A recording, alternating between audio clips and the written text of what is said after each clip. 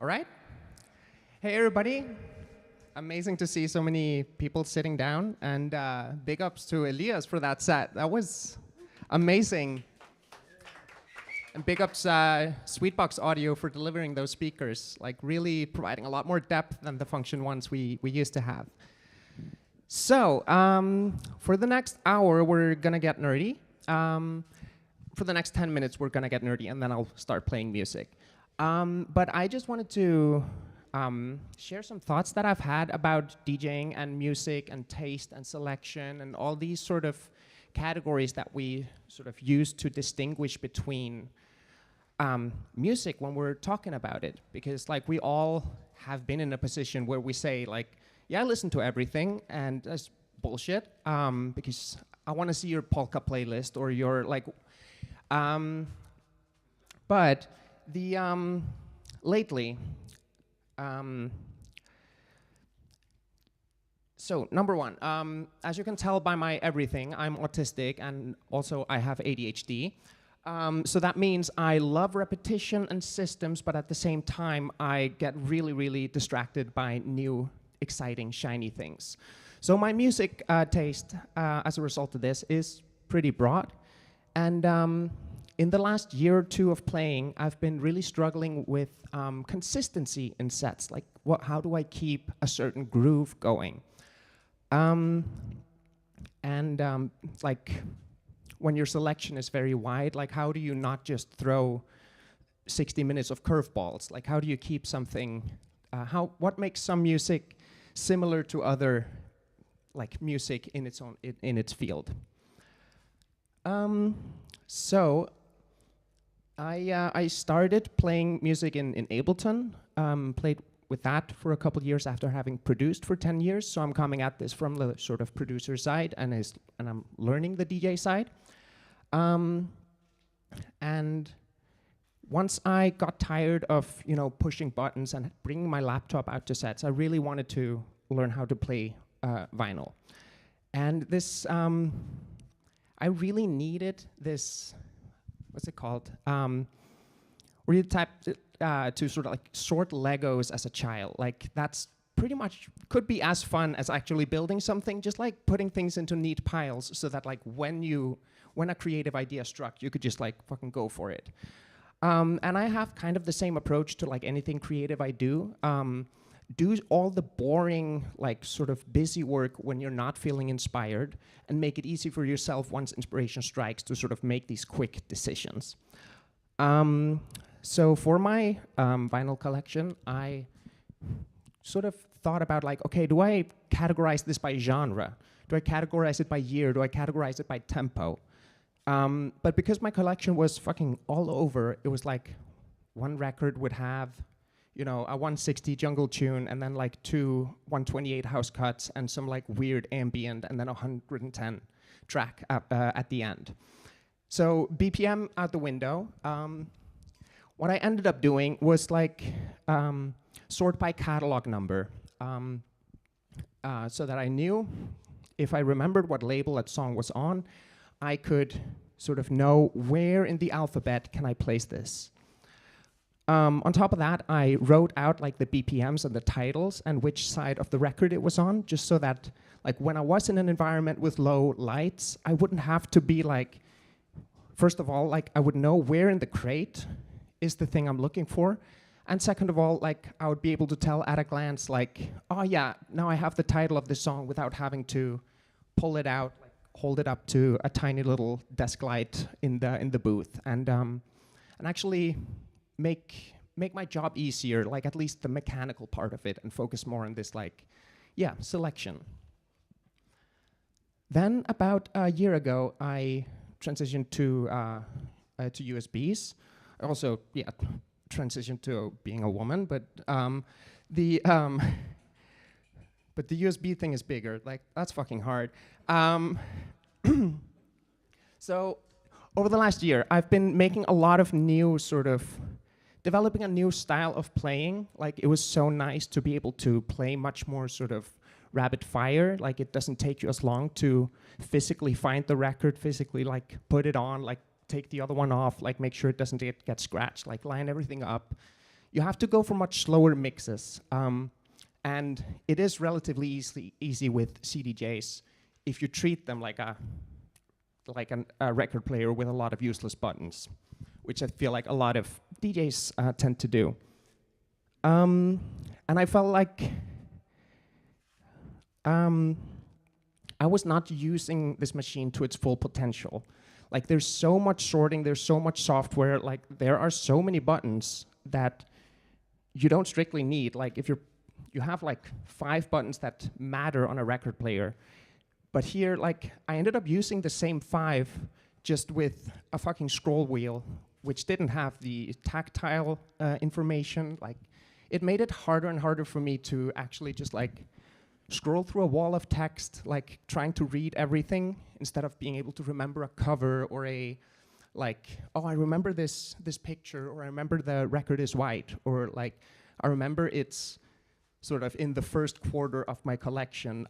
That's probably C or D. Yeah, right, daytimers. Like, you could make those connections. So over the Christmas, I got started on this year-long project of like, okay, I'm going to fucking sort through my record box library.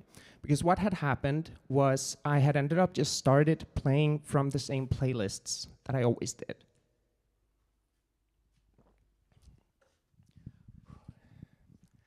I feel like this like music connects so much more with you when you connect it to a place. Like, it's so much easier to remember a specific song when you remember where you've heard it, which also just like led me to going back to the same playlist. Like, oh, I remember playing this at Back, and I remember playing this in the Drift show. Like, and then you end up on that playlist browsing the same songs from there.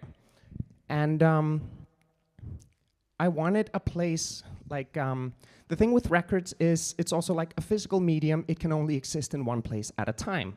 Whereas files, you can do a lot with files. You can have one file in multiple different playlists so that if it contains both, you know, house and it is from the 90s, like it goes in both your house and your 90s playlists.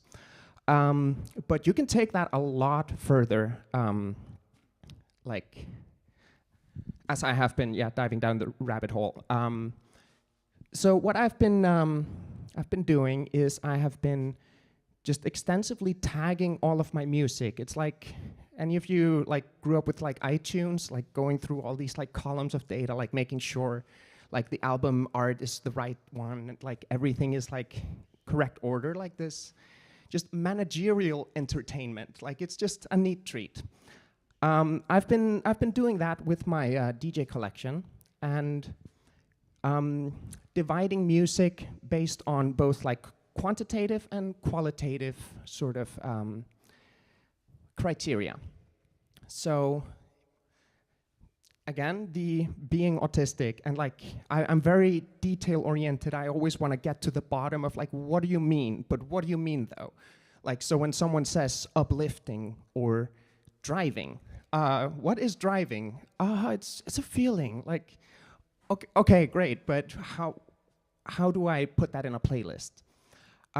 So I started with all these sort of the quantitative data that I could apply to a song, and Rekordbox software or any sort of DJ software has this feature where you can add a little, just like a cloud of word tags that you can click on and off. So I would just start with like 4 on the floor or 2-step. And that's a nice distinction to be able to make a playlist that just automatically includes all of the songs that is 4 to the floor. If you tag it properly with your years, for example, you can make a playlist that automatically sorts for 4 to the floor from the 90s. 4 to the floor with a vocal. Soulful 4 to the floor with a vocal. Like, you can get more and more granular the more sort of descriptive and like you actually reflect on what the music that you're listening to contains. And that is what I am going to try and demonstrate with this system. I'm going to play fully like improvised. I have no idea what I'm going to play, But so the way that I play now is instead of looking at specific playlists, I just browse for combinations of tags so that I can do just like melancholic, breakbeat, two-step, what's it called, like without vocals. Like if I want to mix out of that, like I can keep 2 or 3 of these tags as the same thing, but transition to a completely different genre, or I can switch the feel while still maintaining some sense of consistency. So that is what I'm going to do. So I think, yeah, let's start with that one song I used, and then see where we go from there. I'm very nervous on a mic, but thank you so much for listening.